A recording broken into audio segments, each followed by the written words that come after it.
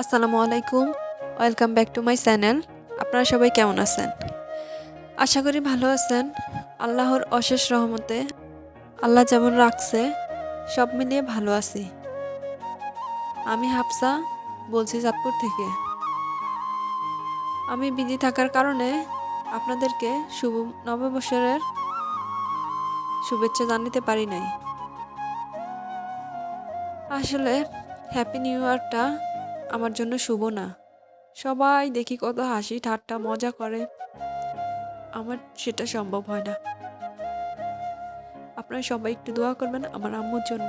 খুব খুব অসুস্থ, জানি না কার দোয়া কখন কাজে লাগে।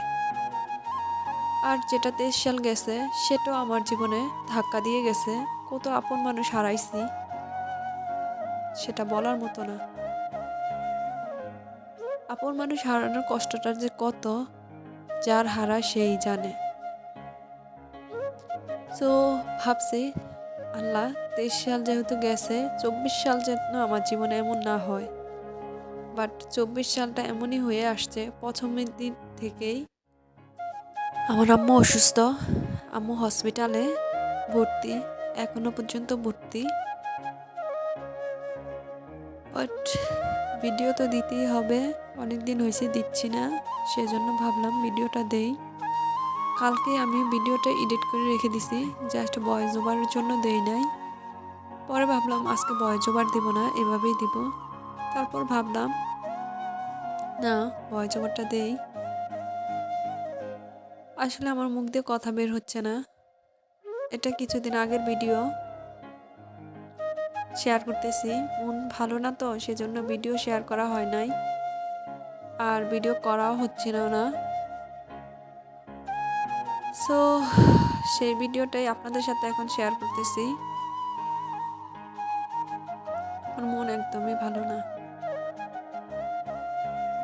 কারণ মা যদি অসুস্থ থাকে, তার মতো খারাপ আর কারো কাছে মনে হয় লাগে না। আপন মানুষগুলো যখন অসুস্থ থাকে,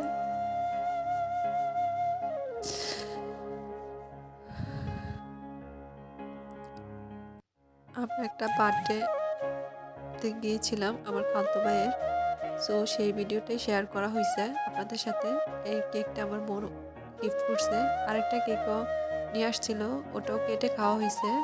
বাট ওটা আমি করি নাই, এটাই আপনাদের সাথে শেয়ার করতেছি।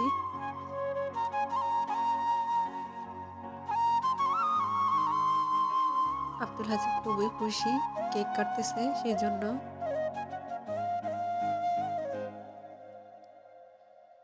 আসলে 24 সালটা আমার জীবনে এমন হয়ে আসবে আমি কখনোই কল্পনা করি নাই।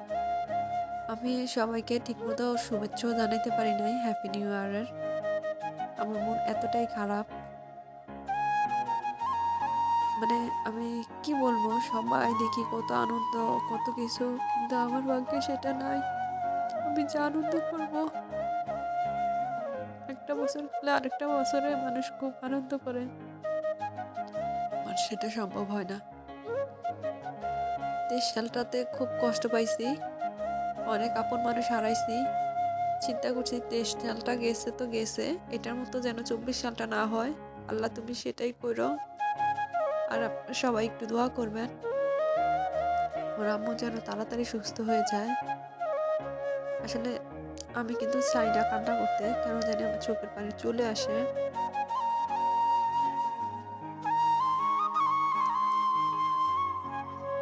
এটা হচ্ছে মেহমান যে ছিল ওই দিনের ভিডিও, ওনাদের জন্য মাংস রান্না করছি, সাথে এগুলো আলু রান্না করতেছি। আমাদের এখানে মাটির নিচের আলুই বলে, বাট আমি জানি না এটার নাম কি, বা কিছু নাম আছে তো অবশ্যই। এই তো সেই আলুটা রান্না করতেছি। এটা একটু লবণ দিয়ে সিদ্ধ করলে, হলুদ দিয়ে সিদ্ধ করলে কালো হয় না, সেজন্য হালকা হলুদ দিছি। মাশাল্লাহ আলুটা খাইতে খুবই ভালো লাগছে। আসলে আমার কি বলবো আপনাদের সাথে, আমার বলার মতো ভাষা নেই। শেয়ার করতেছি ভিডিওটা, মন তো তেমন ভালো না। এটা হচ্ছে আমি বলছিলাম আব্দুল হাসিমের বাবাকে কিছু টক বড়ি আনার জন্য, সেজন্য ভাবলাম একটু কমলা খাই। এই তো দুপুরে কমলা খেয়ে নিতেছি একটু লবণ মরিচ দিয়ে।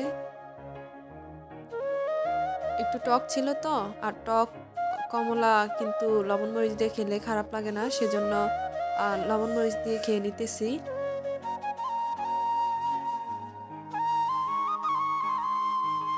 আমার ভিডিওটা যদি ভালো লাগে প্লিজ একটা লাইক দিয়ে দিবেন। আপনাদের এই লাইকে আমার ভিডিওটা আরও অনেকের কাছে পৌঁছে দিতে সাহায্য করবে। আর যদি আরও বেশি ভালো লাগে তাহলে প্লিজ প্লিজ সাবস্ক্রাইব করে পাশে থাকবেন, আর পুরো ভিডিওটা না টেনে দেখে যাবেন। আই হোপ আপনাদের কাছে ভালো লাগবে। আর যদি কোথাও ভুল হয় আপনারা বলবেন, কমেন্ট করবেন, আমি অবশ্যই শুধরানোর চেষ্টা করব আর আপনাদের মনের মতো ভিডিও বানানোর চেষ্টা করব। এটা হচ্ছে আমার যা পুরো বাড়ির মোটামুটি অনেক মানুষকে দাওয়াত দিছে, দিয়ে একটা ইফতার আয়োজন করছে আর কি। তো সবাই মিলে খাইতেছে, ভাবলাম আপনাদের সাথে একটু শেয়ার করি।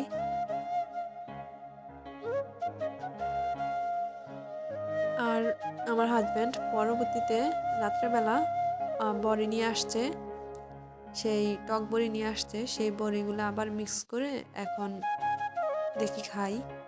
আমি আসলে অত টক খাই না, অল্পই খাই।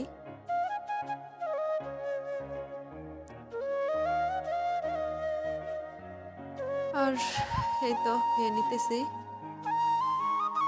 মানে টকটা অত বেশিও না কমও না, সব কিছুর কম্বিনেশন ভালো লাগছে।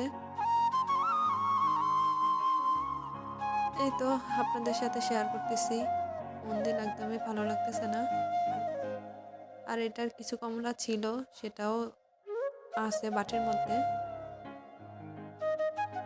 সবশেষে একটাই কথা, আমার আম্মুর জন্য দোয়া করবেন।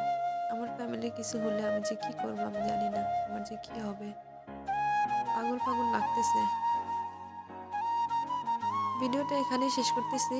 আপনারা সবাই ভালো থাকবেন, সুস্থ থাকবেন, পরিবারের খেয়াল রাখবেন। আল্লাহ হাফেজ। আসসালাম।